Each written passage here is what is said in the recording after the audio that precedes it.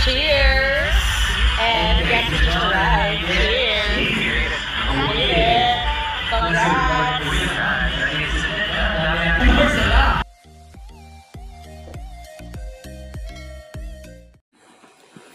So, ayan na nga guys, ang resibo sa mga nagsasabi, yung iba na sinasabi nila, edited daw po yung photos na ipinost ng iba doon sa account nila.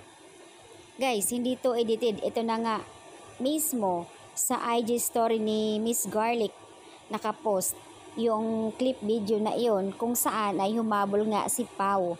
Kasi nga, kanina, nakikita naman talaga na sobrang busy si Pau sa block screening. Ang daming nagsigpuntahan doon. Andoon unang-una yung Paunin, andoon din, Angels.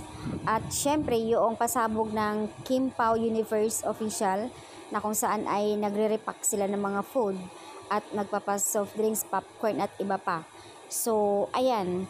Dahil nga busy at humabol, hindi akalain ng karamihan na hahabol si Pau. Syempre, natutuwa naman ang mga netizens. Kinilig naman si Miss Garlic and Kem Chu. Nakapagitna pa ang mga sa gilid daw ang mga ninong-ninang Miss Garlic and Derek Loring. Sabi ng comment, napasigaw ako nang makita ko si Pau. OMG, totoo pala humabol talaga. Kaya pala kanina nagmamadali kanina sa block screening. At nagmamadali na sabay-sabi may pupuntahan pa raw. Oh my Kim Pao, akala ko hindi pupunta si Pau. Nakahabol, siguro nasa kabilang tibo lang, panatag na ako.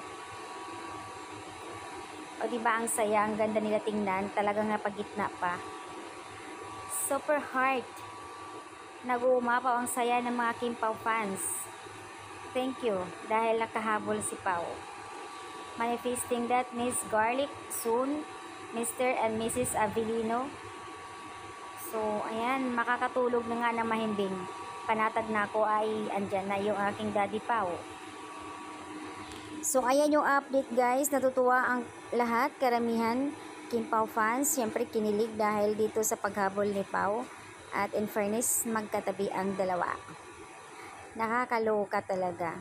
Dibang saya-saya, sabi ng comment dito. Dibang saya-saya, may mga paayuda pa talaga. Diyos ko yung kilig ko, grabe.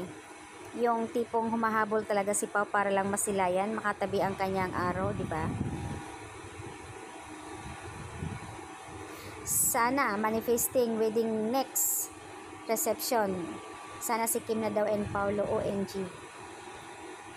Good comment naman ang lahat ng mga Kim Pao fans dito sa post ni Miss Garlic. And also, congrats Paulo Avellino dahil sa kanyang movie.